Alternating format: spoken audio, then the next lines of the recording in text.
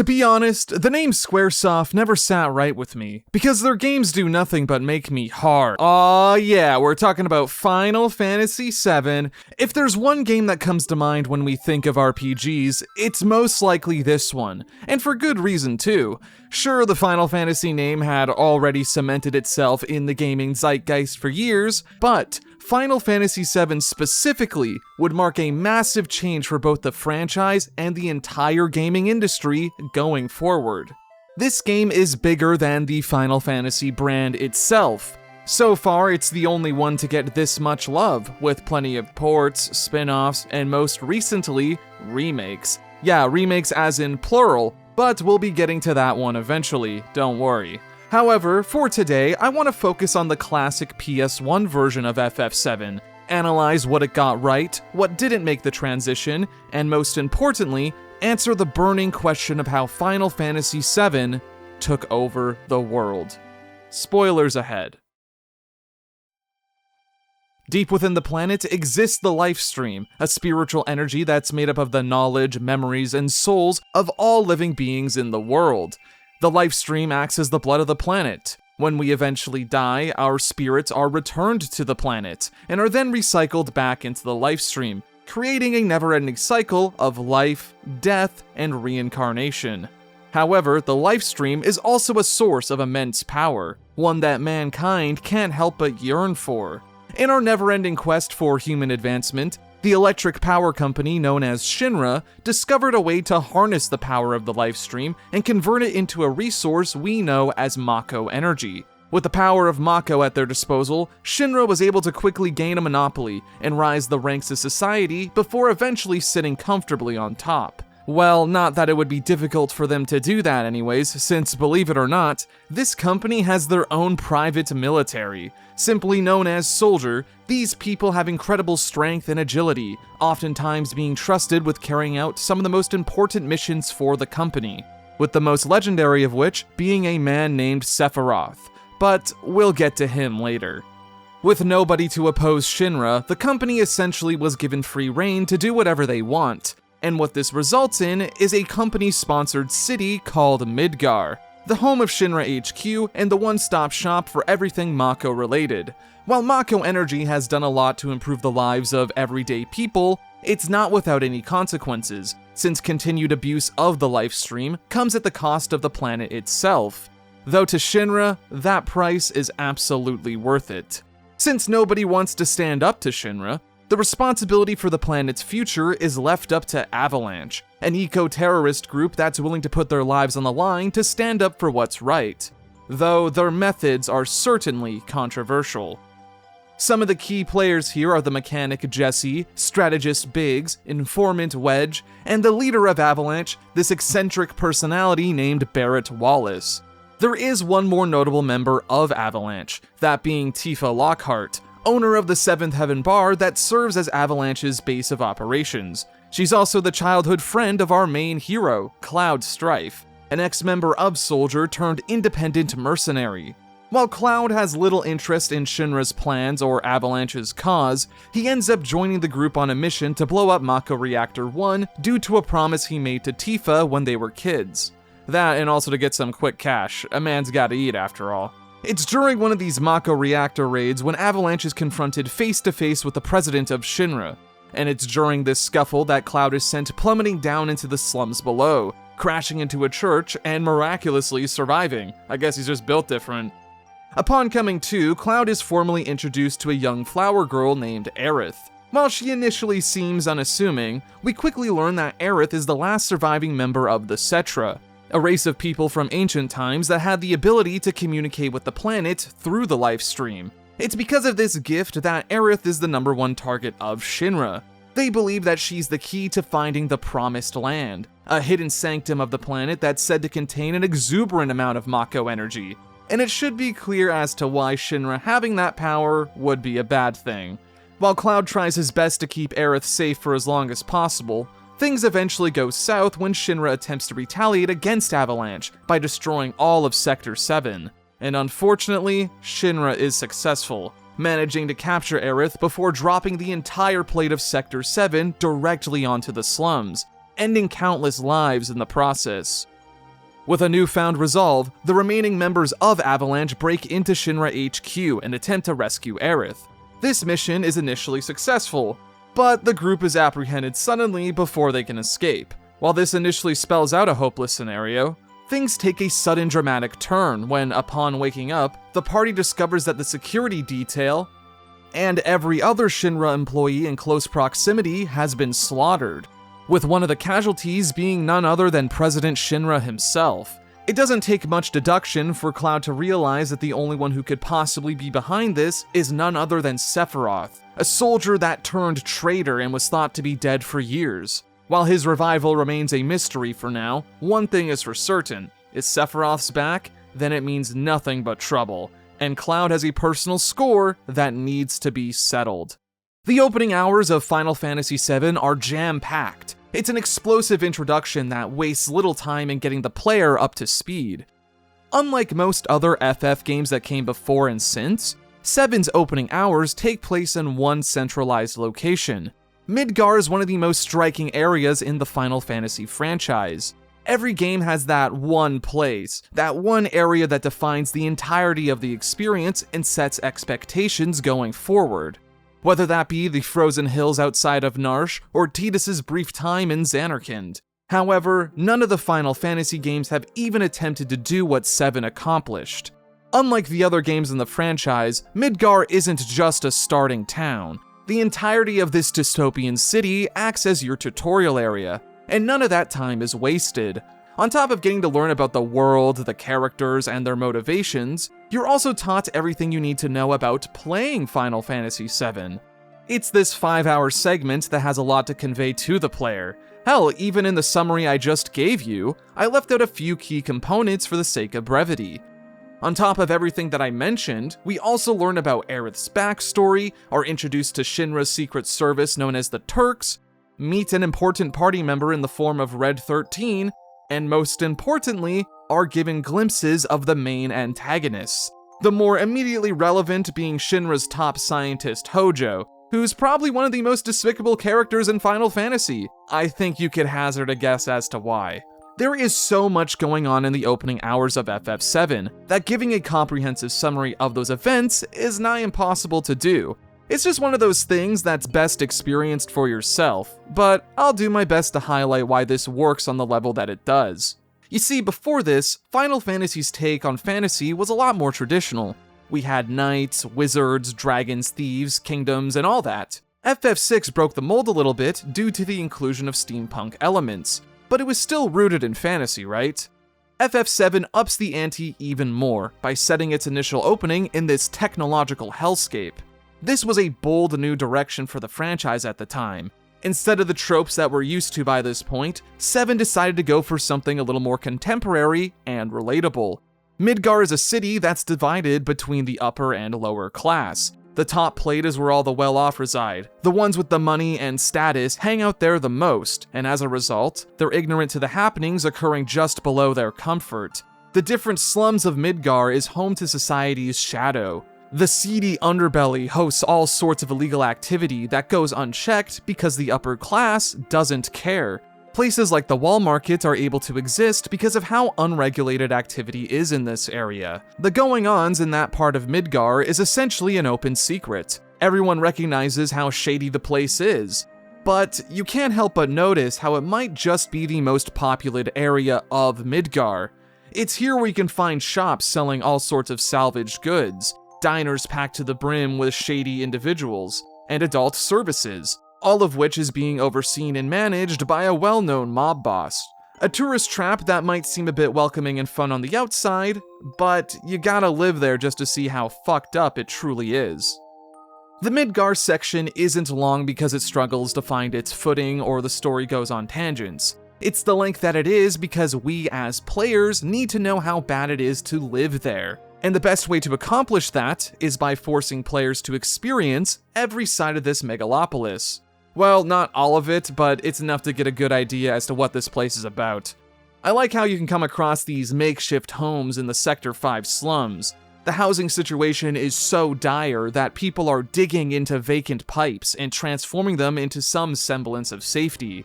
You can imagine how difficult it is for these people to even eat and live healthy lives. What's sad is that there are quite a few people content with their position. To these individuals, this is just the way life is. It's not like the average person can just up and leave Midgar either. Take a few steps outside of the city and you'll quickly run into monsters that will rip you to shreds. Not even being inside the walls is entirely safe. Though, much like with real life, Midgar isn't only filled with opportunistic survivors. There are plenty of people just trying to get by, but are just stuck in an unfortunate circumstance. And it's these people that serve as the player's primary motivation to do the right thing, to create a future that the next generation can thrive in. However, to achieve that goal, we sometimes have to do things that are uncomfortable and dangerous. It's a task that not many people are willing to see through to the end. Are we even in the right for fighting fire with fire? We're not too sure, but it's the only way to see any sort of meaningful change. Another strength of FF7's opening hours is in its gameplay and story pacing. I've talked about it like 5 million times at this point, but the opening bombing mission is genuinely one of the best introductions I've ever experienced in an RPG. It's done with so much confidence and clarity that it's hard not to get immediately sucked into the world. Within the first 10 minutes, we got multiple battles, the dynamic between Cloud and Barret is established, and we get to make gameplay decisions that matter in the long run. Sure, the actual fighting during this portion of the game is a little basic, but it goes back to what I said earlier. Above all else, Midgar is the game's tutorial area. You get to learn everything you know about 7's gameplay mechanics before you even set foot outside of this town. From then on, complexity is added, not due to new systems, but your options are expanded thanks to additional party members, equipment, and materia. It's not like the game locks you into fixed roles for long either. Sure, the opening needs to be done with fixed equipment, but as soon as you embark on the second mission, FF7 is comfortable enough to let you swap around and customize the characters as you see fit. Before you even leave Midgar, you have the chance to experiment a little, which is appreciated for repeat runs. Though if there's one thing that this opening does so well, it would be how it managed to blow audiences away with the insane leap in visuals. Since its inception, Final Fantasy was forced to be in the realms of 2D animation. Granted, the game still looked great, especially FF6, though with the dawn of the 6th generation, games were starting to make that leap into the third dimension, and Final Fantasy was no exception. Look, I'm not gonna pretend as if FF7's graphics still hold up today. If there was one part of this game that has undoubtedly aged in areas, it would be the presentation, specifically the character models. The game uses two types of models. There's the overworld Popeye looking ones, and then there's the battle models. These ones are a hell of a lot more detailed, and what the characters are actually supposed to look like. Even back in the day, there were other PlayStation 1 games that looked better than Final Fantasy VII, at least in regards to character models and animation quality. The big difference, however, is that 7 was one of the first games of its kind to really push the presentation of its story. With the power of the PlayStation at their disposal, Square was no longer chained to the limitations that they once had to deal with. Since every actor is now a 3D model, they just need to model the character once and create animations from there instead of having to draw every single frame by hand. This means that all new subtle details could be achieved to enhance immersion. Characters can now have unique battle animations that highlight their personalities. In the overworld, characters are able to freely jump around and interact with the environment seamlessly. This is some never-before-seen detail in Final Fantasy, and regardless as to whether or not it aged well, it's impossible to deny that this stuff was ambitious back then. Sure, we had good-looking RPGs, but how many games put as much emphasis on its storytelling presentation as Final Fantasy did? The ones that bothered to were significantly shorter than 7. Which is why I still view this stuff as an achievement to this very day, even if it's a little goofy looking now. Has anyone made a mod that puts PS1 Cloud in LEGO Star Wars? But nah, the one thing that set FF7 apart from the rest is its use of CGI cutscenes. This was awesome back in the day. Key moments of the story would get these high budget and detailed cinematics. Again, they haven't aged all too well, but man does it help add to the scale of it all. There were so many of these things that a single CD wasn't enough to contain it all, so Square had to print 3 entire discs just to ship the game. This made FF7 feel like a fucking event, man. If 6 could fit on a Super Nintendo cartridge and this one needs multiple CDs, then that must mean Final Fantasy VII is like some mega game or something. The reality is a lot less interesting than that, but it was a different time. I know I said this game hasn't aged well visually, but I don't think 7 is a bad looking game at all. Character models might not be amazing, but the environments are a different story. Kinda like Resident Evil, Square opted to use pre-rendered backgrounds and fixed camera angles outside of battle. While the PlayStation was a step up from the previous generation, the power wasn't quite there yet to render out the environments in real time, at least not on the level of detail Square wanted. So, as a compromise, they decided to model and texture the environments independently before inserting them into the game as images. There's an insane amount of detail on display here, and the fixed camera angles allow for memorable and impactful cinematography. There's a lot of areas in this game that stick out in my mind due to the framing alone. These backgrounds are part of the reason why I like playing the original PS1 release. In modern versions, the character models are upscaled to be HD, but the backgrounds weren't touched. This creates a rather jarring effect and makes everyone feel like they're on a soundstage in LA instead of being in the dumps like they're supposed to be. The blending is a lot more seamless in the original due to the more consistent resolution. I feel the same way about Resident Evil. Again, FF7 hasn't aged all too well visually, but it has its own charm that keeps me from hating how it looks now, which is another way of saying it's bad but I like it. For a first crack at the idea, I think Square did a pretty good job, but it's clear that there was room for improvement. While graphics might have been the selling point back in the day, it's not the reason why this game stuck around. What truly gripped players back then would be the insane changes made to the Foundation, and how that impacted the game design on the whole. On the outside looking in, Final Fantasy VII's combat looks to be more of the same that we're used to. Ever since the 4th game, the Final Fantasy franchise has been built on the foundation of active time battles. Unlike most video game franchises, Final Fantasy games don't set themselves apart from each other in terms of their raw, in-the-moment battle mechanics. What was introduced in 4 was then used in 5, 6, 7, and so on. There are minor differences between each game, but the core rules never change. A party member can only take action once their ATB meter is filled. However, the game doesn't stop when your turn comes around. Other participants are still able to perform actions even while you decide what you want specific characters to do. This encourages quick thinking, since taking too long to make a decision might cause you to take unnecessary damage. This isn't my favorite battle system of all time, but it does get the job done. What stands out about 7 compared to the previous entries would be the max party size. Before this, every main Final Fantasy game would give the player at least 4 party members to play around with. However, in 7, that size has been decreased to only 3. Not only that, but for the first time, the main character is a mandatory party member for nearly the entire journey. Since Cloud is so important to the story, I guess it only made sense to keep him locked into the leader role.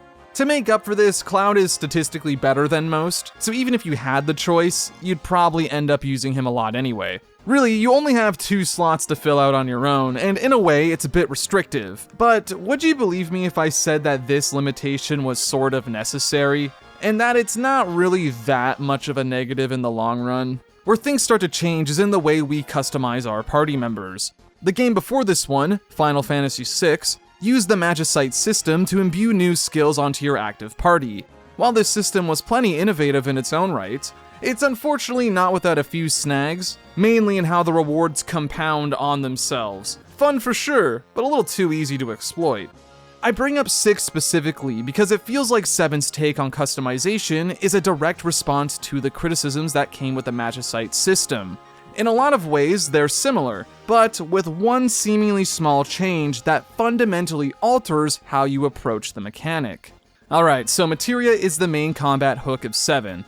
Unlike basically every Final Fantasy game before it, the characters in 7 have no base abilities. They don't learn new skills when leveling up, and they aren't locked into any specific combat role. In the story, Materia is a solidified and crystallized version of Mako energy. Since the life stream contains all of the knowledge from every walk of life, the ability to cast spells was also embedded in these little rocks. By, for a lack of a better word, materializing the game's abilities as actual in-universe objects that need to be equipped, we're introduced to hard limitations on what can and cannot be done with Materia. If you want to use a specific action, then you need to have the proper materia attached to that character no matter what. So materia is going to quickly become your best friend.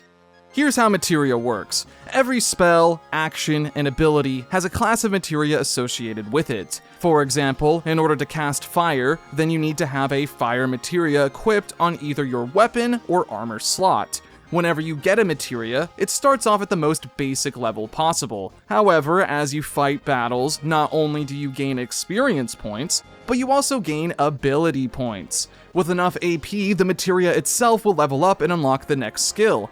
The amount of AP needed to level up and master materia varies. The general rule of thumb is that the stronger materia takes longer to level up and master. For example, in the time it takes to master 1 Ramu materia, you can master 2 Bolt materia. On one hand, this makes Ramu weaker than the lightning materia, but it comes with the benefit of not needing any additional materia to attack all enemies. But since Ramu is a summon instead of a spell, it has inherent casting limitations tied to its level. You can only cast him once at a baseline, and need to level up the materia if you want more chances to fire it off in battle. Already, we're seeing an interesting decision to make. Get a stronger spell that takes longer to set up and has more drawbacks, or a weaker version that has some early benefits, but is ultimately more situational, and is eventually outclassed by other summons. However, that doesn't mean Ramu ends up being useless, because the stat modifiers are more generous. Sure, you might not summon him much after a certain point, but with the power of blue materia, anything can be possible. Support materia is awesome. While useless on its own, they can be used to enhance the effect of any materia paired with it. The earliest and most prevalent example would be the all materia. This one is a staple for many. By linking an all materia with a spell, it goes from being single target to multi-target, but with a small hit to damage output to balance it out. Another fantastic support materia would be the elemental materia. Attach this with your standard elements, and you can get a variety of different effects. If the combination is done on a weapon, then you add elemental damage to your attacks. But if you instead decide to link it on armor, then you actually add layers of protection against that element. Support materia is some of the best ones in the game, but they come with the innate trade-off of being much more rare than the rest. Sure, materia like the aforementioned All and Elemental have about 4 copies you can find during your playthrough, but ones like Added Cut, Steal as Well, MP Absorb, and so on are limited to just 1 copy per playthrough. But this limitation can be circumvented, since after mastering a materia, it creates a brand new level 1 version of itself so you can start the process all over again. The best part is that this works with nearly every single materia in the game. Whether it be a powerful summon, game-breaking command materia, or endgame magic, you can theoretically get as many copies of that materia as you want. It's not gonna be easy, even during the post-game some of these take an obnoxiously long time to master, but it is something that's at the player's disposal. The obvious question to ask is, why would you want to do this? If all you're getting out of the grind is just 1 extra copy of a materia, then it might initially seem to not be all that worth it. I mean, for late game spells like Ultima, the answer is obvious. Having 2 copies of that materia means that 2 party members can use it. The real benefit of having multiple copies of a materia is that you can stack it all on 1 party member to create some truly insane effects. To the uninitiated, it might look like you can only pair 1 spell with 1 support. However, if you have multiple copies of the spell in question, then you can actually link it with multiple support materia. Let's say you have 2 copies of Gravity. You can pair one of them with an all materia so it affects every enemy. Then you can link your second copy with a materia like Added Cut. This combination lets you lower the entire enemy team's health with gravity magic before dealing out the finishing blow with a physical attack. One of my favorite combinations is what I like to call the Vincent Sweeper build. He's got one of the higher magic attack stats in the game, and with the right setup and a few copies of Ultima, you can make him into a near unkillable beast. FF7 is more than comfortable with giving the player a handful of tools and leaving it up to them to make the most out of it. With how versatile materia can be, it makes finding anything out in the wild feel worth it. Materia that might otherwise seem useless to your game plan can find a home with the right combinations. Materia is one of those systems that gets better the more you play through the game. While it can be easy to fall back on obvious strategies because you know they work, I can guarantee you that there's options that you haven't even considered. This is a key reason why the materia system connected with players back in the day. You gotta remember something, guys. Final Fantasy VII came out in a time before internet access was as widespread as it is now. You didn't have YouTube videos to reference or game facts threads that list every possible materia combination. The best thing you had was a strategy guide or advice from a friend who's already played the game. In a way, this lent the game a sense of community, passing around tips and trying out new strategies at a friend's recommendation. Sometimes it works, sometimes it doesn't, but that's part of the fun. If all answers were directly spelled out to the player, it would remove an important layer of engagement. By leaving materia management up to the player, it allows them to grow a deeper connection to the party members. My Tifa didn't start kicking ass because the game told me what to do. She was a great party member because I had the forethought and strategy required to make her that strong. The sensation players get when they feel smart matters a lot to the overall experience. It's a level of feedback that can't be replicated if there's too much handholding. Not many video games handled customization in the same way VII does. Encouraging and rewarding experimentation is tricky to do in a turn-based RPG, since they're numbers games at the end of the day. FF7 was impressive because it managed to accomplish both, while still being accessible enough for new players to get invested in. Though this level of freedom doesn't come without consequences. One of the most popular critiques I've seen towards Final Fantasy VII's customization is in how the materia system inherently makes characters less unique. The argument being that if every character's combat ability is determined by the materia they have equipped, then there isn't much that sets them apart from a combat perspective. I see where this argument comes from, and it's one that I do agree with to an extent. Without any innate abilities to speak of, the only thing that distinguishes party members are their equipment, stats, and limit breaks. It's nothing flashy like active character skills were in previous games. I do miss those to an extent. However, I don't fully believe that materia unifies characters as much as people says it does. Yes, ultimately, it's these rocks that give everyone their abilities to use in combat. But what materia you decide to equip to a character hinges on what you plan on doing with them. Just because you can assign roles to a character in combat, doesn't mean all of them are going to accomplish their goals as effectively as each other. Vincent can't be a tank in the same way Barrett can, without making a lot of sacrifices in important areas. Tifa has strategies unique to her thanks to exclusive gear. Each party member has their positives and negatives, so there is a reason to use certain characters over others. Stats, equipment, and limits do matter to a character's identity, even if those differences don't immediately click. But it is fair to say that materia does do more heavy lifting than previously, and that change will sour a few people. The materia system is awesome. It's one of my favorite bits of customization I've experienced in RPGs. It's rewarding to figure out combinations, and the amount of satisfaction I get from making character builds is unrivaled. It's no wonder why I became an SMT fan. Making demons puts me in a similar flow state to this, regardless of their differences. This isn't a case where Square decided to do something different just for the sake of change either. Materia is so intertwined with the combat that VII would be a completely different game without it. It's a good thing materia works as well as it does, but it also introduces a problem inherent to this game. Since materia needs to be leveled up to unlock its potential, you might find yourself taking a few hours out of your life to grind enemies for experience. The problem is that there's almost no way to gain AP without also leveling up your characters. This means if you want to get new skills to play around with, your level curve is going to shoot far past what the game expects out of you. It creates this paradox whereby grinding the AP needed to get the cool materia, you end up putting yourself at a statistical advantage thanks to the levels you gain. This means that the grinding you did to unlock a new strategy is technically meaningless since that strategy won't be needed anymore. At the same time though, it is worth grinding materia so you have more options in battle. For this playthrough, I grinded in two locations specifically, the Shinra Mansion when I first reached Nibelheim, and the outside of Mideel once I got the contained materia. I took the time to level up there not because I thought I was going to struggle, I just wanted to get the cool stuff as soon as it was available to me, and the AP payouts made it a breeze. But playing the game like this comes with a nasty trade-off.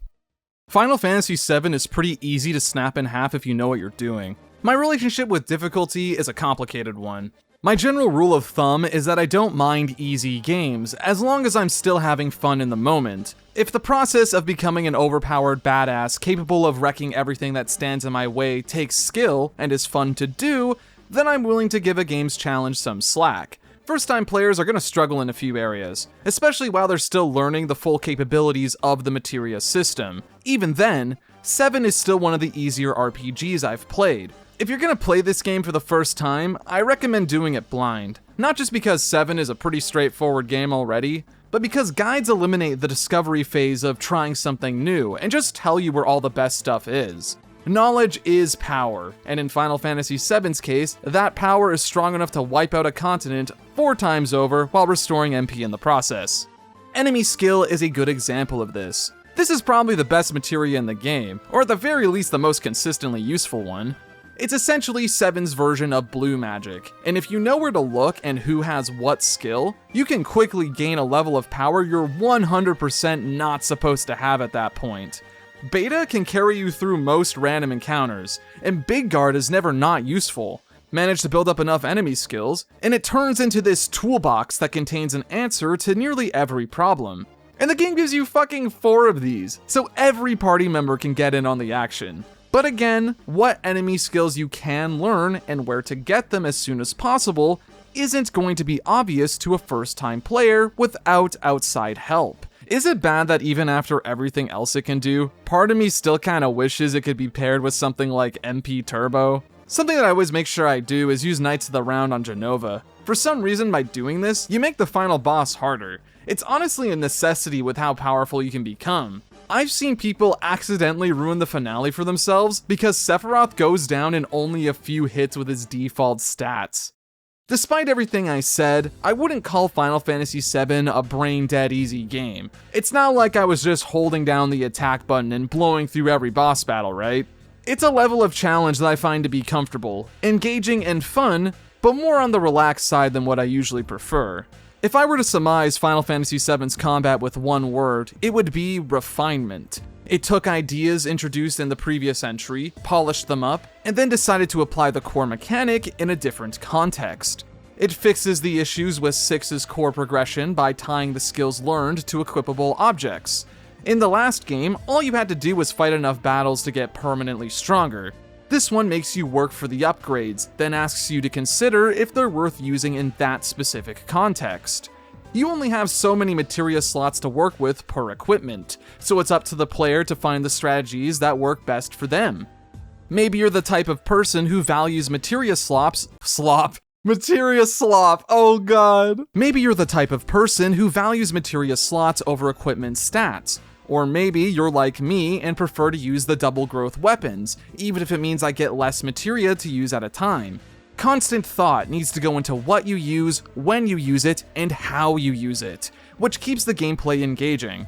It's not a perfect combat system, like I said, it's a bit too easy for my liking, but that lower difficulty was important in allowing newcomers to get to grips with what FF7 was offering. Final Fantasy has always targeted the mainstream, and believe it or not, a lot of people aren't very good at games, especially in 7's case, where it was no doubt a lot of people's first RPG. To them, Final Fantasy VII offered an avenue that made turn-based combat enjoyable and creative. Those who weren't sold on the combat systems of old had something brand new to try out, and it was done in a way that made these new players feel smart when they cracked the code. For veterans like myself, 7 is still enjoyable due to the flexibility of its systems and how much fun it is to build effective characters. I can boot up this game and play it in so many different ways. I could use materia I previously ignored, or even use a character I tend to leave on the sidelines. 7 is just a fun game to blast through. It always has been, and it always will be. Though sometimes it can be a little challenging to sit through it all. Yeah, the jump to 3D was cool technically speaking, but it did come at the cost of the game's battle speed. Summons in particular drag on for much longer than they should. I mean, it's cool the first few times you see something like Knights of the Round or Bahamut Zero, then you realize the game kinda wants you to use these things as much as possible, and fuck that, I got shit to do! And then there's Sephiroth's Supernova Attack, probably the most infamous ability in the game. This 2-minute long attack is the perfect encapsulation of Final Fantasy VII as an experience. It's massive, impressive, completely memorable, but slow as molasses. This is the main reason why some people prefer the modern version of this game. That speed up saves a lot of time, believe it or not. But it's not enough to fully take away from what Final Fantasy VII managed to accomplish. This game made the average person finally care about turn-based combat. Not because it was the best, but because it was at the right place, at the right time, and offered something special. Something that couldn't have been done anywhere else. That achievement should never be understated. Whenever you aren't battling enemies, you'll find yourself roaming the expansive hills of Gaia. This being the first Final Fantasy game on the PlayStation meant that the world map could be entirely 3D. I like how the game treats it as this big reveal. You step outside of Midgar for the first time, the camera locked in an overhead perspective, only for it to quickly swing behind Cloud once you start moving. Midgar itself was a massive portion of the game, to the point where I wouldn't be surprised if first-time players thought that the entire journey would take place within the walls. So when you get your goal and make your way outside for the first time, the sheer scale of the world might have caught them off guard. Obviously, this isn't the first RPG with an overworld, but the music combined with the reveal itself makes this moment breathtaking. Damn, look at these graphics! There's a lot of things to come across and do in the world of Final Fantasy VII, both in terms of main content and optional stuff. Dungeon design is pretty simple this time around. I guess because of the amount of work it takes to craft environments, dungeons never overstay their welcome.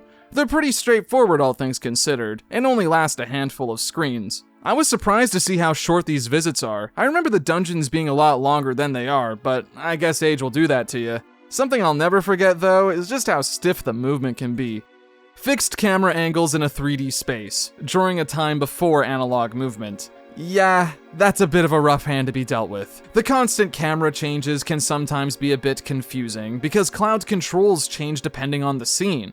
Sometimes pressing up will move you up, or it will move you diagonally left or right. This is one of those things that you'll get used to, but even then, it's stiff and the environment design doesn't help with this. It can be pretty tricky to tell what's just a background object and what can be interacted with. And in some cases, like with the Temple of the Ancients, core progression can be a pain in the ass. Like, how the fuck was I supposed to know this spot right here was actually an entrance?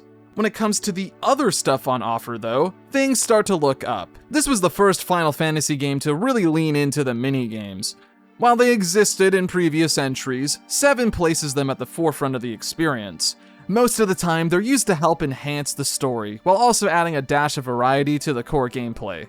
I like these. It adds a layer of interaction that tends to be missing from the story portions of these games. It makes the player feel like they're actively taking part in the outcome of events, instead of them just being these predetermined sequences. Adds to the immersion, you know? A combination of gameplay and story in a way that Final Fantasy hasn't seen before. Though, part of me thinks that these were included because the actual combat of VII is more the same that we're used to. Maybe Square thought they didn't bring enough new to the table and needed some extra wow moments. Snowboarding down the mountains, blasting through Shinra's best soldiers in a climactic escape, giving little children CPR. Wait a minute, Cloud, that's how you end up on a list. You should stop doing that, man. All of this and then some is what you should be expecting out of an average playthrough of Final Fantasy VII, though there are a handful of completely optional tasks to sink your teeth into, most of which is hosted at the Gold Saucer. This is Gaia's big tourist attraction. Stationed just above the Coral Prison, the Gold Saucer is where you're going to be spending a lot of your free time.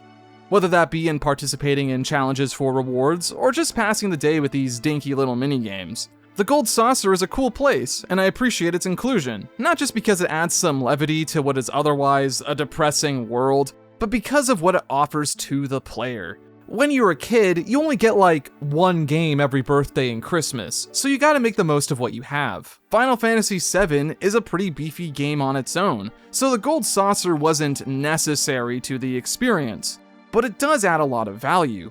When you're bored of fighting or just got nothing to do, you can always head here to kill some time. Maybe go for a high score in this rail shooter, or take your favorite characters to the Ferris wheel. Personally, I'm a huge fan of the battle arena. You send your best fighter in here and try to survive as long as you can, with each round adding extra penalties. Manage to clear out all 8 and you get yourself a fat stack of battle points, which can then be exchanged for some decent items, and Omnislash for some reason. The other main attraction here is chocobo racing. You get a taste test of this during the main game, but it's actually a pretty lengthy side quest. Chocobo in Final Fantasy VII are a bit weird. Sure, they're in the game, but they feel a lot more bonus than usual. To catch a chocobo, you need to equip the proper materia and head on over to any of these tracks scattered all over the world. With enough time, you'll eventually encounter one of these majestic birds, but hold on! You can't attack just yet. Feed them some greens to keep them busy and take out the enemies, and there we go. We just caught ourselves a chocobo. Per series tradition, you can ride these birds to get around faster while also ignoring random encounters. The problem with this though is that the distance between locations in 7 isn't far enough to justify doing this. In the time it takes to catch one chocobo, you could have just walked to where you needed to go. The only time you're encouraged to ride chocobo is when they're first introduced. And most veteran players don't even do that because they want to get that beta enemy skill as soon as possible. Since chocobo don't really get used much in the main game, a lot of their purpose is saved for racing exclusively. Every chocobo you find is rated on a scale. Depending on what Chocobo Billy here thinks will determine how good the bird is for racing. They can either be garbage, okay, or pretty good. But that's not all, because you gotta feed your birds the right greens if you want them to even stand a chance in races. The reason why you race chocobo isn't because of the racing itself. Really, that part is the least interesting aspect of the activity. The true purpose to winning races is that it raises the chocobo's rank. This is important because if you breed 2 chocobo of a good enough quality, then you can get an even better bird. Feed them the right nuts, and there's even a chance you can get yourself one of the special colored chocobo. This is what you're really after. Colored chocobo gain access to movement abilities that regular ones lack. This lets you explore the map fully and find some of the best materia in the game. Chocobo racing and breeding is a long process, one that costs quite a bit of money to do. A lot of variables have to be in your favor if you want to get the right chocobo in breeding. And even then, I still had to race the fucking thing after. But man, is getting that gold chocobo worth it. Not only does it smoke the competition like nothing else, but this guy lets you go basically anywhere on the map. Feels kinda like a debug tool with the way you casually glide over mountains. This is how you're supposed to get the Knights of the Round summon, but there are other ways of getting gold chocobo if you're not interested in racing. The other intended method is by defeating Ruby Weapon, one of the game's optional bosses. There's 5 of these guys total, but really there's only 2. Sapphire and Diamond Weapon get taken out in the story, and Ultima Weapon is so easy that I don't even consider it to be a super boss. Emerald and Ruby are the main attractions here. You can start fighting them basically as soon as you get the submarine and Disc 2, which makes this fucking asshole a huge beginner's trap. Emerald Weapon is the only other thing you can find in the ocean, but man does the game not prepare you for the world of hurt you're about to be in. These fights are meant to be taken out once you're at the end of the game, and you're going to need some of the best materia if you're even going to stand a chance against these guys. Despite their infamy, the only footage I ever see of these bosses is some guy just absolutely styling on them with Knights of the Round loops or infinite Omni Slashes or some other crap. For Ruby that makes sense because he's kind of bullshit, but for Emerald you don't even need it. I managed to beat this guy on my first try. Granted, I was likely over-prepared, but the prep work needed to be ready for Ruby Weapon makes Emerald a complete joke. On the bright side, you get some awesome rewards for winning like the aforementioned gold chocobo and a full set of master materia. These ones are special because they come with every command associated with that category. It's bragging rights, but a fun trophy nonetheless. Final Fantasy VII really is just the complete package from a gameplay sense. You get a fun and creative combat system that offers near infinite potential for player expression, tons of party members to play around with, a bunch of secrets to find, and a nice selection of optional content. I ended up playing this game for close to 65 hours for this video. Granted, a lot of that time could have been saved if I did less grinding, but I feel like this is what the average first time run is going to look like. Treating games like checklists is probably the worst way to experience something. Stopping to smell the roses is just as much a part of the journey as fighting is. Getting immersed in the world, seeing the different sights, and talking to the people that live there helps build the atmosphere. There is so much to see and do in Final Fantasy VII that if you got this one back in the day, you were set for a while. That's not even counting just how fun it is to replay the game with different strategies and builds. With all of this considered, it's no wonder why Final Fantasy VII made fans out of people who used to overlook the franchise.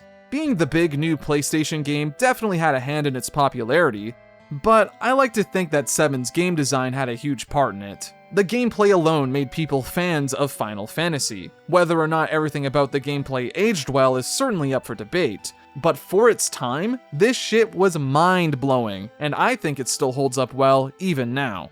But let's be real here, most people don't play RPGs for the gameplay. Unless you're a sick freak like me, then the main attraction is always going to be the narrative side of things.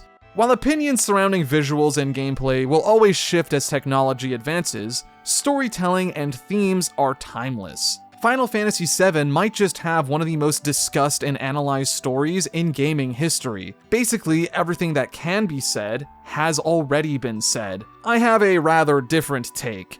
A big part of media analysis relies on audience interpretation. What I get out of the story might not be the same thing you do, and the fun lies in comparing those points of view and maybe coming to a new conclusion from it. So when I talk about the story of Final Fantasy VII, I just want to remind everyone that it's from my perspective as a 26-year-old white guy in modern age. What you get out of this story might change a bit depending on when you play it, whether that be today or back when it first came out.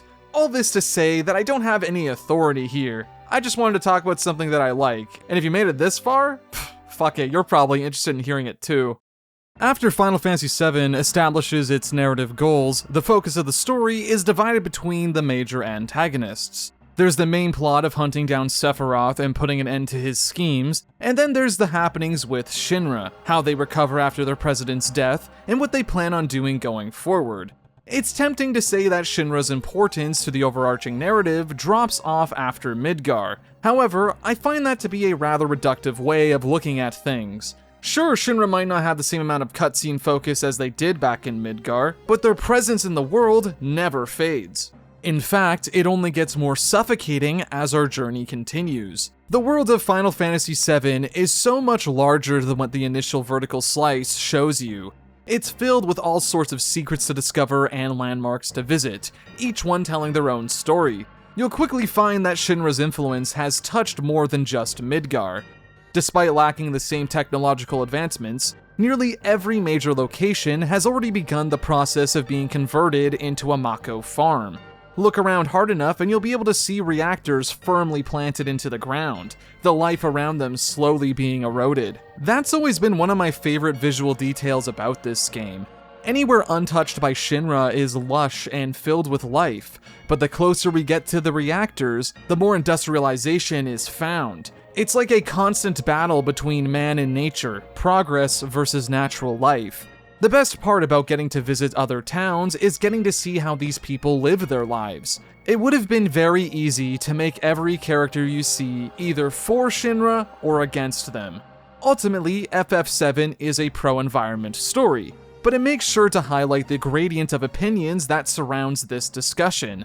Talk to everyone you see, and you'll notice that some don't mind the direction humanity is heading in. To them, the convenience that comes with Mako energy is worth the trade-off. Going back to the old ways is a lot easier said than done. As much as we hate to admit it, we as people love comfort and convenience. If we were to compare it to the real world, it would be like if we suddenly had to give up cars and the internet. It would be such a foundational shock that society would struggle to stay afloat. Now apply that same reasoning to the world of FF7. It's no wonder why the average person would struggle to let go of that. Not everyone is all too thrilled at the idea of Shinra ruling over everything, and essentially forcing their way of living on everyone else. The people of Gongaga are actually somewhat happy that their reactor blew up, since it meant that they could hold on to their old way of life for just a little bit longer. Shinra is the root cause of a lot of issues in the world. While Sephiroth is commonly seen as the game's main antagonist, he only has a connection to a select few characters. Compare this to Shinra. These guys are at the focal point of every party member's motivation. Barrett is a pretty good example of this. He's originally from the mining town of Coral. Back in the day, coal was the leading energy source, but was eventually replaced by the much more powerful and efficient Mako reactors. This caused Coral's economy to start suffering. Nobody needed coal anymore, so suddenly all these people were out of work. Shinra would eventually approach the people of Coral with the proposition of building a reactor right beside the town. Believe it or not, this was something that Barrett was actually all for, going as far as to convince the people of the town that this was a great opportunity. The only one who opposed this idea was Dine, Barrett's longest friend and trusted partner. While Dine would eventually warm up to the idea, unfortunately, the people of Coral were ignorant to Shinra's true intentions. With naivety comes manipulation, and once Shinra dug their greedy claws into Coral, everything would change, eventually culminating in the full destruction of Barrett's hometown. Being powerless to stand up to Shinra and looking for a scapegoat, the people of Coral would go on to blame Barrett for the tragedy, exiling him from his home and forcing the man to start a new life. Shinra's carelessness and greed ruined the lives of so many people, with Barrett seeing himself as the one responsible. It's this tragedy that fuels Barrett's drive to take down Shinra by any means necessary, even if it ends with him committing the same atrocities that he despises. Barrett is the most obvious example of how Shinra's ideologies impact the everyman, but if you look hard enough, you can find their presence trickle into everyone else's story, whether that be because of actions caused directly by them, or just symptoms of their existence. It might not traditionally look like it, but the entire world of Final Fantasy VII is a dystopian.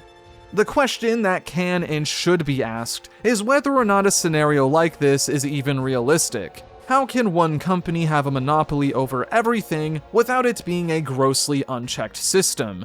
The easy answer would be to just take the state of the world as is, but that requires a suspension of disbelief. FF7 already works hard to make the planet of Gaia into a direct parallel of modern society, for the most part. If the goal of the story is to highlight how unchecked people in power can and will destroy the future, then it might initially seem unrealistic that Avalanche is the only group wishing to put an end to Shinra.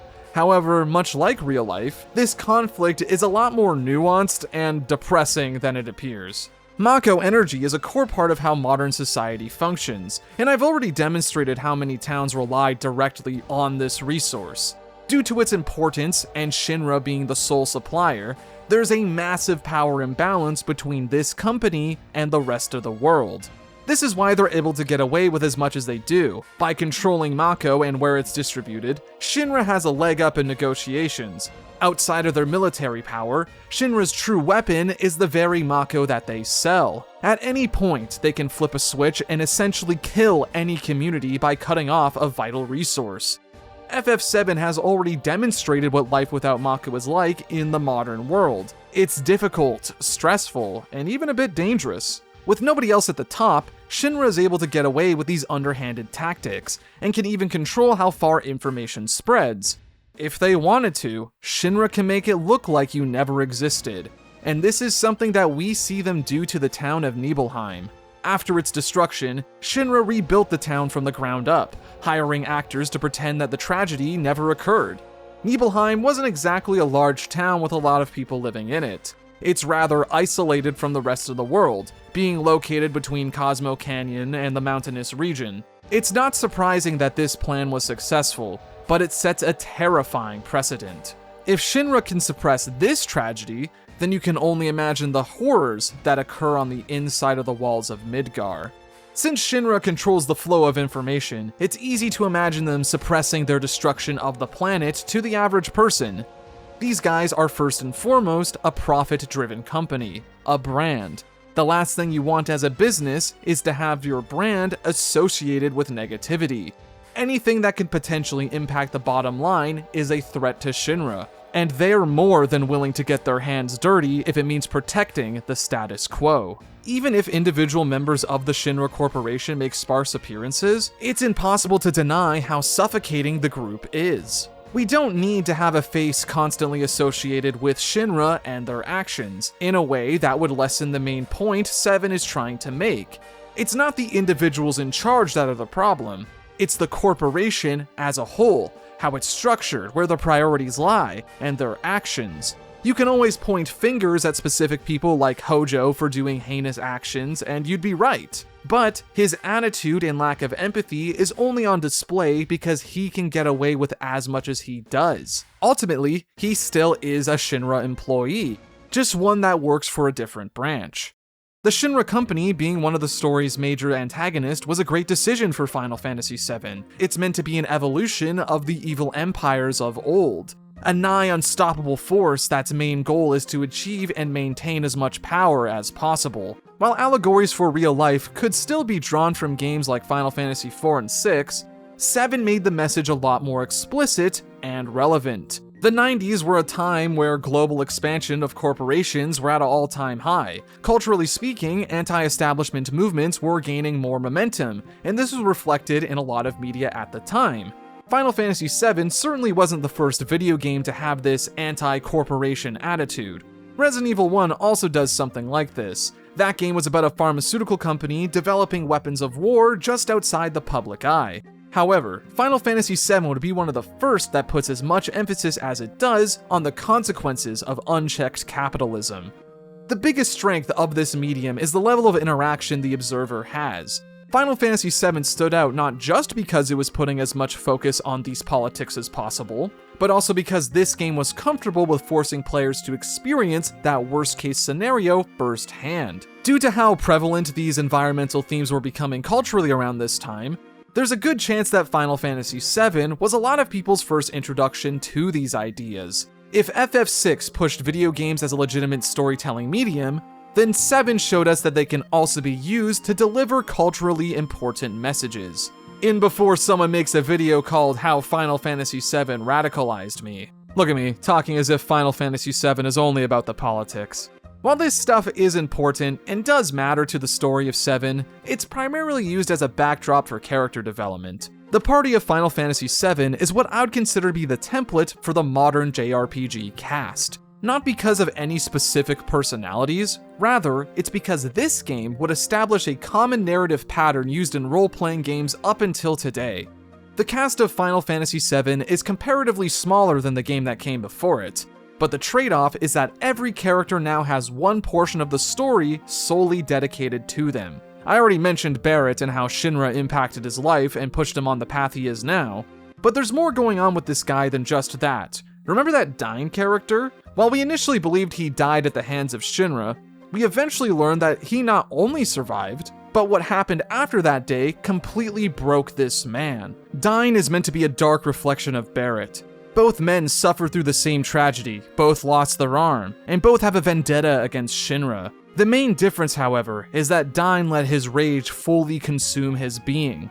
Filled with resentment towards the world, Dyne became a vile and broken man. All of this culminates in a showdown between the former companions. This entire portion with Dyne is meant to be a sobering moment for Barrett. Barrett, much like his friend, was also consumed by rage. While Barrett has good intentions in protecting the planet and ending Shinra's reign, there's part of him that's motivated by an unhealthy revenge. One could argue that his rage towards Shinra has blinded the man, to the point where he starts to view the lives of innocent people as expendable. Destroying Mako reactors isn't something that can be done without real consequences. Whether he likes it or not, Barrett is responsible for the death of hundreds of innocent people. This is a fact that he initially acknowledges, but views as a necessary evil. Dyne is meant to be the logical conclusion of this mindset. By letting himself be consumed by grief, Dyne lost what made him human, and Barrett was well on the same path.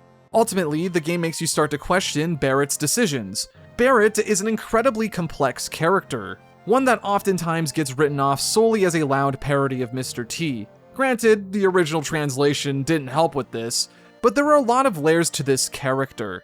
Barrett is meant to represent a very important part of activism, that being the ends versus the means.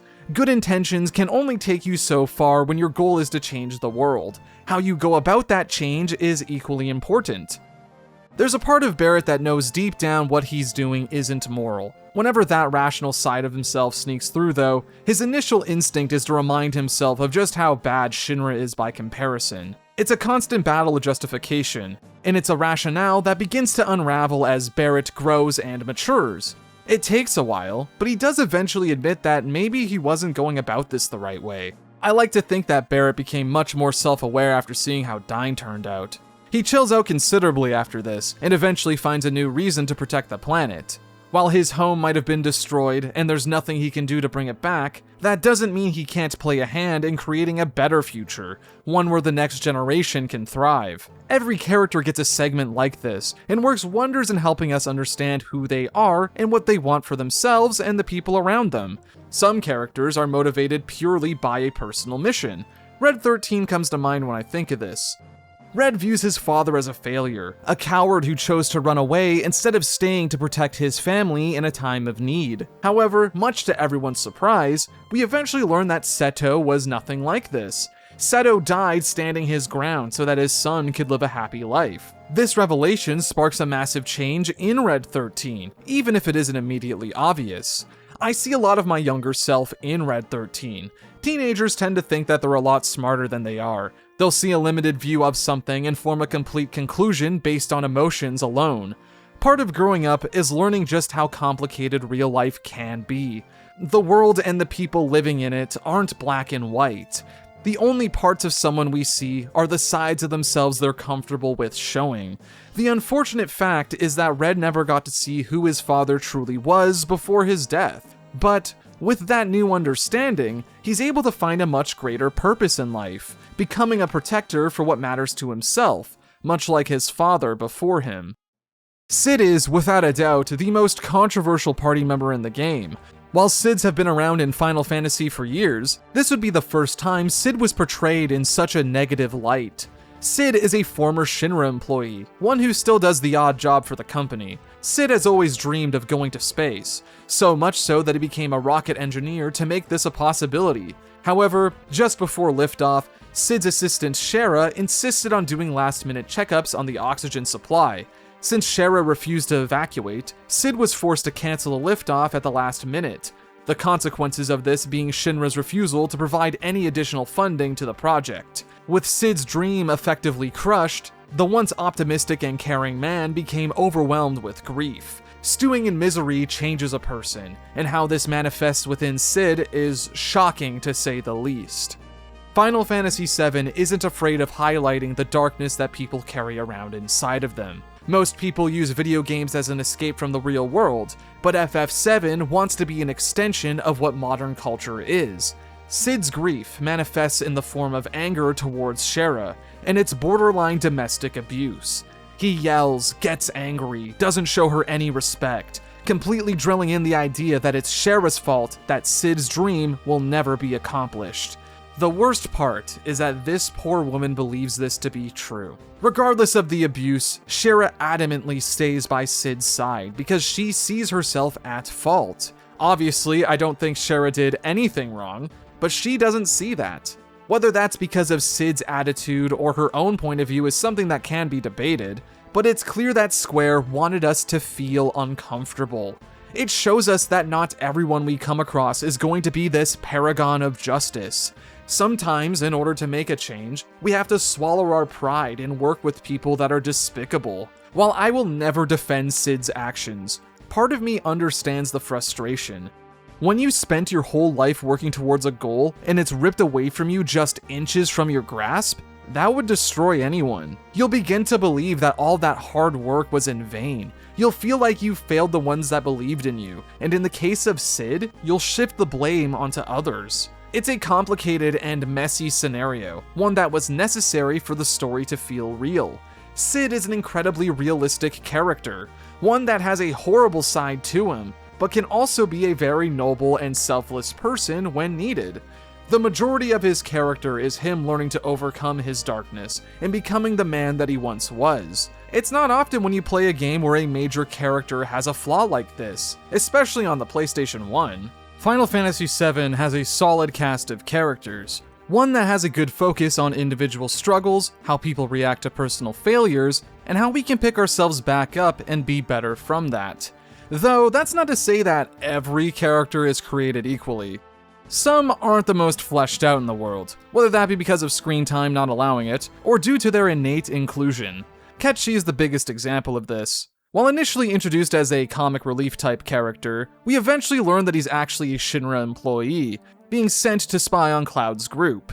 There's a conflict with this character that involves his willingness to work with the Shinra company and why sometimes good people have to do bad things. The problem though is that Ketchi's main character moments are sandwiched in between some of the more dramatic moments in the story.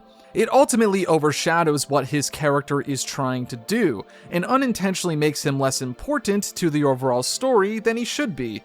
I wouldn't call him an unlikable character or anything, but he's one that struggles to find a moment to say much of anything due to the direction the story goes. He's one of the few characters you have to work really hard to get much out of him in terms of the story. The same is somewhat true for Vincent and Yuffie. Yuffie is a ninja from the country of Wutai. She's obsessed with materia, and it's played more so as a joke than anything. Though, there is a side quest involving her that expands on her motivations and purpose. It turns out that after a war between Wutai and Shinra, Yuffie's home country was left in shambles. Wutai lost all of their military power, and the country essentially turned into a tourist trap. By doing the optional content here, we learn that Yuffie's obsession with materia isn't because of pure greed. She's a thief because she wants to collect enough materia to restore Wutai's former glory. There's all the motivation and setup for a good character here, but Yuffie is unfortunately limited in how much she can interact with the main story due to being optional. The developers can't assume that you'll have Yuffie, so any contributions she does make can't have a lasting impact on the narrative. Her purpose in the story ends up being limited compared to others, which is a bit unfortunate. However, it's still better than what Vincent got. Man, this guy has so much potential to be more than what he is. Vincent is one of the most popular characters in FF7, and I never really got that. Sure, he looks cool, and his backstory is interesting, but he really doesn't do much. Vincent was a former member of the Turks who loved a woman named Lucretia. However, we find out that Lucretia and Hojo got together and conceived a child. Hojo, being Hojo, ended up injecting the embryo with Genova cells, enhancing the child's abilities and essentially kickstarting this whole plot. The only thing Vincent's character does is expand on Sephiroth's backstory. Apparently, he was originally going to have a much larger role in the story, but was eventually relegated to being nothing more than an optional party member. This is a shame too, since I can imagine Vincent being a compelling character if more time was spent focused on him and not the stuff surrounding him. Vincent is one of those characters where you need to include him in your party a lot if you want to get a good understanding of who he is and what he's fighting for. I personally think Vincent feels somewhat responsible for Sephiroth's creation since he wasn't able to put a stop to Hojo's experiments. Yuffie and Vincent feel like characters that were originally going to play a much bigger part in the story than they did, but somewhere along the way, their storylines were axed. Yuffie made out more than Vincent did, but it still stands out to me as being this awkward blemish on what is otherwise a solid cast of characters. There are a handful of characters I've purposely been ignoring up until now. This is because the ones I mentioned are more so supporting characters, ones that aren't at the center of the story but are a part of the group. These next few are what I consider to be the story's major characters, and as a result, get the most amount of attention. If there's one thing everyone knows about Final Fantasy VII, it would be Aerith and her unfortunate death. Really, this scene is bigger than the game itself. I went years knowing basically nothing about Final Fantasy, but I knew that there was a character named Aerith and that she died. Kinda sucks that it gets spoiled so much, but it's easy to understand why this event left such an impact on players. Aerith is a very sweet woman. As the last surviving Cetra, she's meant to represent the old way of life, the life that we as humanity abandon for the sake of progress. We meet Aerith during the Midgar section, and it's difficult to not immediately become attached to her. In this broken world lies one light of hope that hasn't been corrupted just yet. She's willing to help out those in need and is one of the few left that truly cares about the planet. In terms of personality though, sheesh, this woman's a firecracker. Growing up in the slums of Midgar gives you a chip on your shoulder, that's for sure.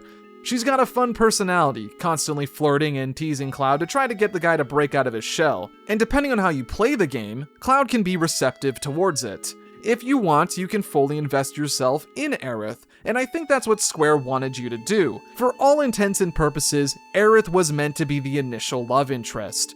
This is what makes the eventual collapse all the more heartbreaking. Throughout the story, something strange has been happening to Cloud.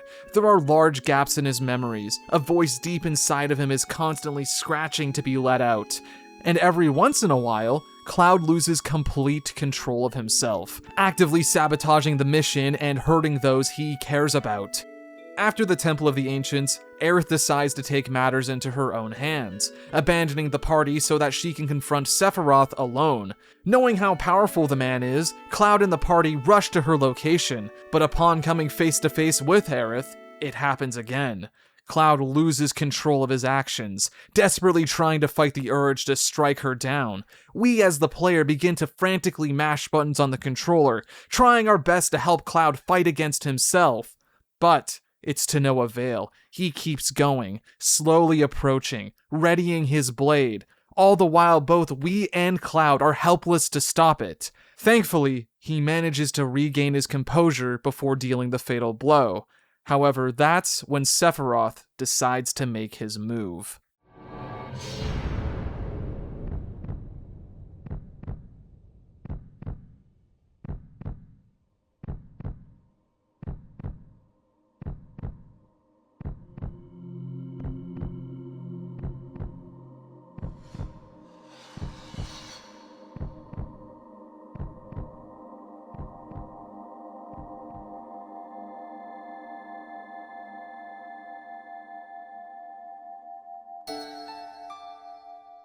Final Fantasy VII isn't the first game to kill off a party member. The series has done this a few times up until that point. However, the difference is that main characters like this were always off limits. With how much emphasis is placed on Aerith's character and the relationship she can potentially develop with Cloud, it's easy to assume that she would have some sort of plot immunity. You didn't kill off love interests like this back then, especially not in video games. Those are supposed to be the power fantasies. Those are meant to be the moments where we can turn off the world around us and live out a life that we've always wanted to be the heroes that we always imagined ourselves becoming as kids. But Final Fantasy VII slaps us with the cold, harsh truth that not everything will go your way. Not everyone will get a happy ending or live their lives to the fullest. Sometimes you'll lose the most important person to you when you least expect it. Aerith is a character whose life is tragically cut short before we can fully get to know her. She added a much needed dose of levity to the party. Her role in combat is one that nobody else can fulfill. And once she's gone, you can feel the full weight of her absence. Aerith's death isn't the shocking twist that it once was. And no matter how much time passes, I doubt it will ever be a secret again. Because of this scene has lost some of its impact over the years. When playing FF7 nowadays, most people ignore Aerith. She's seldom used in gameplay, and most people view her character as one with a ticking clock attached to her head. It's a bit sad, really, that the impact of this scene is lost on most players now. Back then, this was shocking and masterfully done. The beautiful music, the insane CG, and what this moment symbolized in the story. All of it played a part in making this scene as impactful as it was. That shining light in the world, the one that was promised to save the future, was taken away, and there's nothing we can do to get her back. And what happens after this? The game forces you to move, to keep going, to linger on what just happened and what we're going to do going forward. Final Fantasy VII doesn't let you forget about Aerith. This isn't just a splash in the narrative. This is the story's major turning point. It's when the party's at their lowest, when Sephiroth becomes the only thing we can think about, and most importantly, when we begin to realize that there's something seriously wrong with Cloud. At the time of Final Fantasy VII's release, Cloud Strife was one of the most interesting and compelling protagonists you could find in RPGs. Though this is an opinion that only starts to form near the end of the game. Cloud is meant to represent the ideal hero, at least when it comes to the tropes associated with the idea. Cloud's a cold, isolated man with a mysterious past. Due to his experience with being in the top ranks of soldier, his skills in combat trumps every other party member. And don't even get me started on his design. The blonde, spiky hair and insanely thick sword is striking in a way that feels inspired by popular manga like Berserk. As the point of view character, we the player develop an intimate relationship with the guy. Our decisions in the story help shape how Cloud acts and the relationship he has with the other party members. Cloud is very much a power fantasy, and in a shallow way, that makes him a fun protagonist to control. We can implant ourselves on Cloud and use him as a method to escape our mundane lives. However, that's only applicable for 2/3 of the game, because what Cloud is also supposed to be is a deconstruction of these tropes, one that's used to examine the ideas and why people find themselves getting attached to them. Something that I noticed when replaying this game for this video is that Cloud rarely talks about himself. Outside of generic occupation and maybe his promise with Tifa, we don't know much about this guy for the first portion of the game. The first time he opens up to talk about his past is when the party reaches Calm. This section is used both as a way to demonstrate who Sephiroth is and his downfall, while also letting the player to experience what it's like to be in Cloud's hometown. What's fun about this portion is that we're in direct control of Cloud in the past. The actions we do here are contextualized as him remembering extra details about the story. Anyway, the story of the Nibelheim tragedy reveals some important context about Sephiroth. Once upon a time, Sephiroth was a legendary hero, and the most well-known of Shinra's soldier program. On a routine mission to check on the Nibelheim reactor, things suddenly take a turn for the worse when we learn that Shinra has been holding a hostile alien lifeform captive on the outskirts of town. This creature, known as Genova, was thought to be one of the long-lost Cetra. At the time, Shinra didn't know the true nature behind this lifeform, so conducted experiments using its cells to try to find a way to bring back the ancient race. It turns out that Sephiroth here is one of those Genova experiments, and this fact drove the man insane, isolating himself in the Shinra mansion and spiraling out of control. This eventually culminates in Sephiroth's defection from Soldier, and the utter annihilation of everyone in Nibelheim. This includes Cloud's own mother and the remainder of Tifa's family. This tragedy is a very important memory for Cloud. It's where his admiration towards Sephiroth was permanently destroyed, and is where his old optimism and excitement died. Tragedies like this can shape anyone, so it's easy to see how Cloud ended up the way he is. However, there's a bit of an issue with Cloud's story. There's large gaps in his memories. Tifa needs to ask questions to remind the guy of what exactly happened that day. This can be viewed in two ways, and I'm sure most people's initial thoughts were that Cloud suppressed some of these events as a trauma response. But even beyond this, there was always something a bit off about Cloud. Part of his story doesn't exactly make sense. He'll suffer from searing headaches out of nowhere, and as I already mentioned, Cloud loses control of his actions.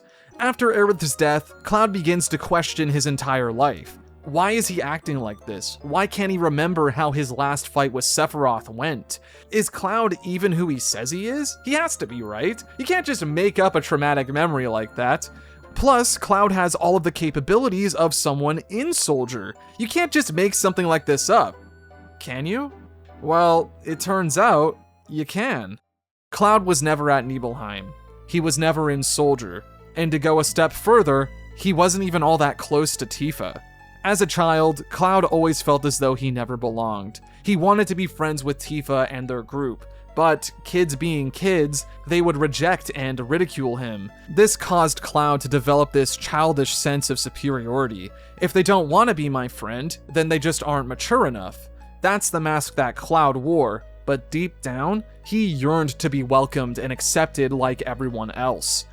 When Cloud grew into a teenager, he learned about Sephiroth and developed a deep infatuation with the idea of becoming a hero. To Cloud, if he was more like his idol, then maybe someday he'd get the respect he desperately wanted. With that, Cloud decided to leave his hometown of Nibelheim behind, so he can join the ranks of Soldier, not out of a heroic ideology, but because he viewed becoming a soldier as the only way to earn the respect of those around him. Despite his aspirations, however, Cloud never made the cut, his body being deemed too weak to survive the Genova cells all the members are implanted with. With that, Cloud started his new life, not as a hero that saves the day, but as your average Shinra grunt, being a masked cog in the machine and living what was ultimately an unfulfilling life. This means that the soldier that accompanied Sephiroth to Nibelheim wasn't Cloud, rather it was his friend Zack. Zack was everything Cloud always wanted to be, confident, charming, cool, and strong. He was a real hero, someone who wasn't afraid to leap into action when needed. By comparison, Cloud was weak, ashamed of who he was. It was as if he was destined to always be a loser, to always be the outcast. When Cloud was sent back to his hometown, the shame of his failures crushed his ego. It was to the point where the kid would hide his face and refuse to speak to anyone, lest he be recognized. This is one of the most realistic portrayals of insecurity I have ever experienced in a JRPG. It strikes a very particular chord, one that you can relate to even if you never fully experienced something on this level. We, as people, find solace in others. It's a basic human trait. Nobody wants to be truly alone or feel like they never belong. There's nothing more terrifying than thinking there's something inherently wrong with you that's preventing the human connection you desperately desire. That you'll never be able to find your place in the world because you're just different from everyone else. It can be difficult to handle the emotions that come with being rejected. Cloud ends up going through all the stages of grief associated with that. Denial, anger, bargaining, and then depression. Cloud failing to make the cut into Soldier hurts on a level only few will understand. This isn't just Cloud being rejected from a job and having to settle. To him, it's confirmation. Confirmation from the world that everyone was right about him, that he'll never amount to being anything more than just a loser, a faceless grunt that nobody will even remember when they're gone. After the Nibelheim incident, Cloud and Zack were captured by Shinra and experimented on for years. They were injected with Genova cells and doused with Mako energy. While Zack made it out unscathed, Cloud wasn't so lucky. The overwhelming amount of Mako poisoned his mind, putting him in a near vegetative state. While Zack initially looked after Cloud, he unfortunately met his demise just outside the gates of Midgar, being executed by Shinra grunts for his desertion. After everything that happened, the traumatic events, the self-hatred, and now the isolation, Cloud snapped, discarding his old identity and becoming someone completely different. Revealing that the cool badass hero of the story is actually an insecure man is a genius move. I've mentioned it a few times already, but people tend to view RPGs as an escape. Part of Cloud's initial appeal is just how confident and cool he came off as. It felt like this guy was capable of doing anything, that no matter how tough the challenge was, Cloud can and will step up to the plate. But the truth is that he's not all that different from you or me.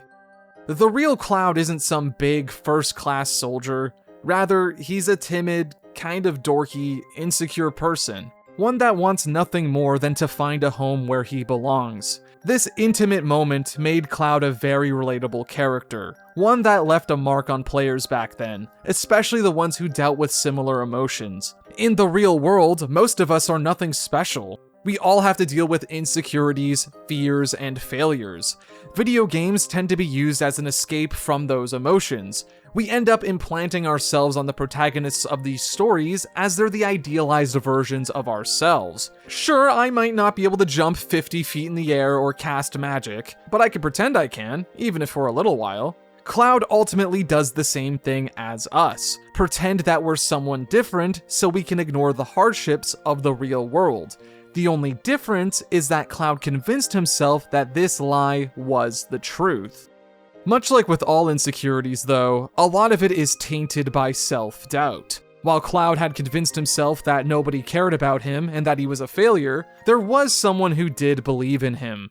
Despite not being all that close, Tifa did like Cloud. She always wanted to be his friend, but his own insecurities kept getting in the way. On the night Cloud told Tifa he was leaving their home, she made him promise to be her hero so that he would stay in her life. I feel as though people misunderstand Tifa's role in all this. They see her decisions regarding withholding certain information from Cloud to be toxic and manipulative, and I can't help but feel as though that's a poor interpretation. From the get-go, Tifa knows that there's something wrong with Cloud's story. The thing is, much like Cloud, Tifa is suffering from her own mental health struggles.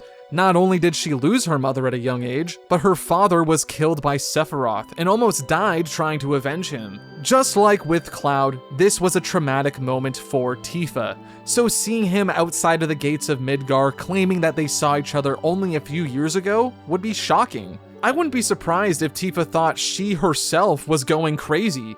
Cloud knows too much to not have been in Nibelheim, but she never saw him. From her point of view, Cloud never came home. That would make anyone feel insane. Confronting trauma is a very difficult thing to do, so I don't blame Tifa for initially wanting to believe Cloud's story. Tifa was the one who ended up giving Cloud the job to blow up the first reactor at the start of the game, not just to aid their cause, but because this would allow Tifa to keep her eye on Cloud. She knows that there's something wrong with him, but at the same time, this is the last person she has from her old life. The childhood neighbor that she didn't even know all too well. You can talk to Tifa throughout the game and see her struggle to keep the facade up. She knows it's wrong to continue this lie, but feels the need to anyway because she doesn't know what will happen if the truth comes out. All of this culminates in this beautiful scene where Tifa helps Cloud piece together his true memories. It's a sequence that is masterfully done.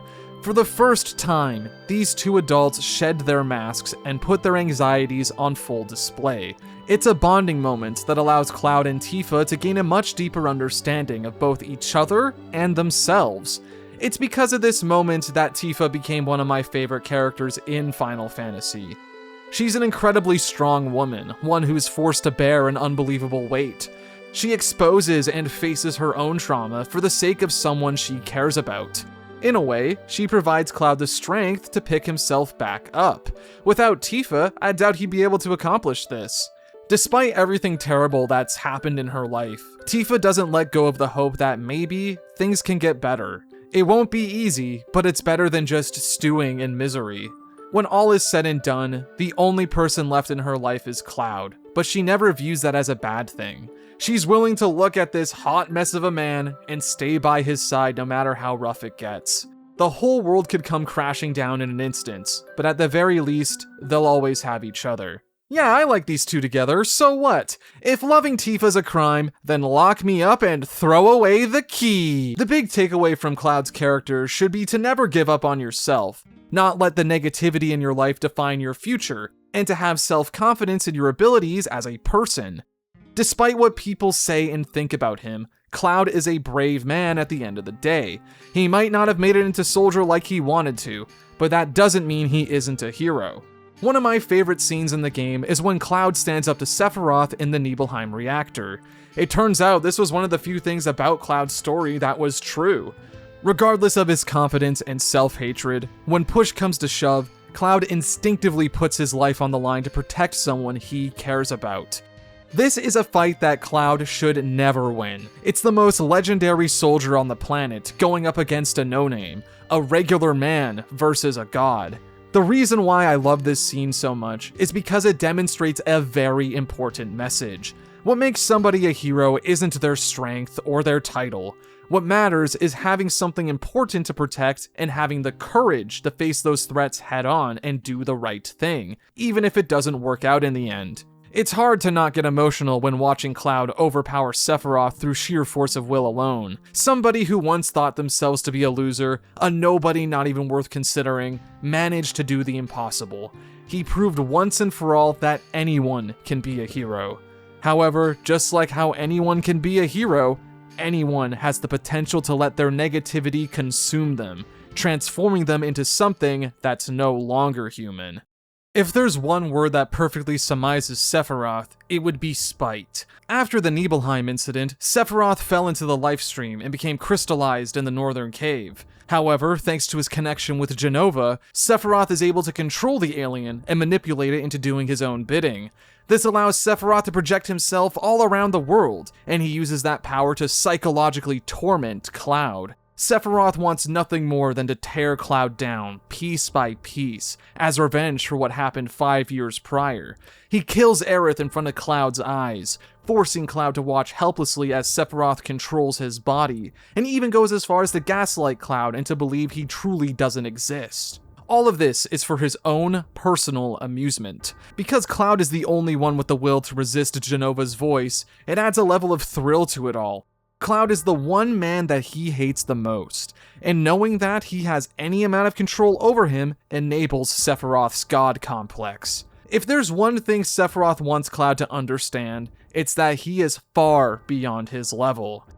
Sephiroth is meant to be the modern Jenova, and an outright mirror of mankind's destructive tendencies towards the planet itself. If the original Jenova was a threat from nature, then Sephiroth is the product of mankind trying to play God. Genova is often referred to as the calamity from the skies, a threat that can wear the face of someone you know and use that to its advantage. By the end of the game, Sephiroth is no longer human. He's a silent monster, wearing the skin of the world's greatest soldier as bait. The person that once brought peace to the world is now the one that will destroy it. Sephiroth is meant to represent the death of hope. He's the literal personification of traumas that plague people's lives, the memories that will permanently chain us down if left unchecked. But that's where our party comes in. By this point, everyone has found their reason for fighting, whether that be for a future where the next generation can thrive, a world where nobody has to compromise their dreams, or for the memory of those we've lost. But for Cloud, this fight is something even more personal. It's a declaration that his trauma will no longer define him, that he's found a place where he belongs, and most importantly, that he's no longer Sephiroth's puppet. This is Cloud's life, and he's going to live it on his own terms.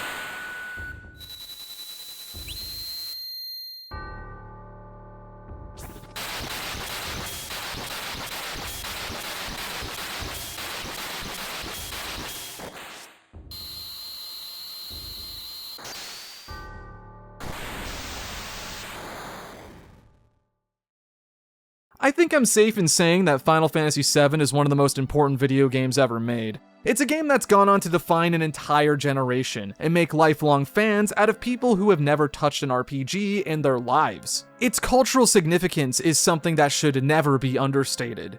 This game broke new grounds in terms of storytelling, themes, and game design. At the time, there was nothing else like Final Fantasy VII.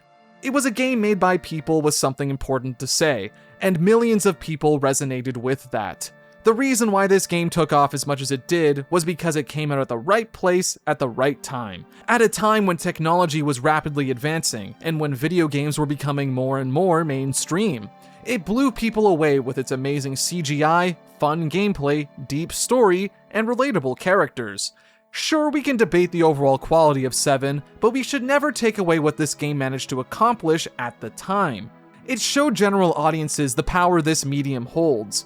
To this very day, Final Fantasy VII is one of the most beloved video games of all time, and it's not solely because of nostalgia or anything like that. Nah, it's because FF7 is a great game, one that I always try to make time to play every few years. Nowadays, Final Fantasy VII is going through something of a second renaissance. With the release of those fancy new remakes, general audiences are once again falling in love with the world and characters. However, it's not without its controversies. When you remake a game so beloved, then you're always going to create a divide. Some may like the updated combat, the expanded story, and the more modern design philosophy. But for others, the Final Fantasy VII remakes represent everything wrong with modern Square Enix, and misses the point of what made the original game so special. As for me, well, let's just say that this story is far from over. Hey everyone, thanks for watching. I'd like to quickly give a special shout out to all of my channel supporters whose names are on screen now. It's because of these people going above and beyond that I'm able to dedicate the time I do to these videos. By becoming a channel member, you are playing a massive part in the speed at which videos like this can be made. So if you'd like to support what I'm doing, and feel like you want to see your name up on this credits list, then consider becoming a channel member or joining my Patreon. In exchange, you'll get early access to videos too. Ooh. So if that sounds like your jam, then consider following the link in the description to get started. And if you want to support the channel in other ways, then consider subscribing and sharing this video around if you enjoyed it. I'd greatly appreciate it. It's been a while since I've done one of these post-script segments. For a while now, I've been trying to make my alternate social media the way to stay up to date with my stuff, but I've since realized that only a fraction of my viewers actually care enough to check. Ultimately, it's just more efficient to tack on important updates at the end of large projects like this, since I know that the people that actually do care will see it. So, with that out of the way, I'm happy to say that I will be making full-length videos on the FF7 remake games as well. In fact, at the time of this video's release, I should already be well into my replay of the first remake. Ideally, I'd like to have that video finished sometime in April, but only time will tell. I have a lot of Final Fantasy games I want to talk about this year, and for those videos, I want to make sure they're the best they can be. What this means is that in between all of those larger projects, I'll be dedicating some time to shorter videos to help maintain a consistent upload schedule. I'm not all that happy with how 2025 turned out, so I want to make 2026 my best year yet, and I hope you all stick around to help make that a possibility. So if you'd like to stay up to date with all of that and other upcoming projects, then feel free to subscribe to the channel and follow my social media. Everything you need will be in the description below. Once again, I'd like to thank you all so much for watching, and I hope to see you all next time.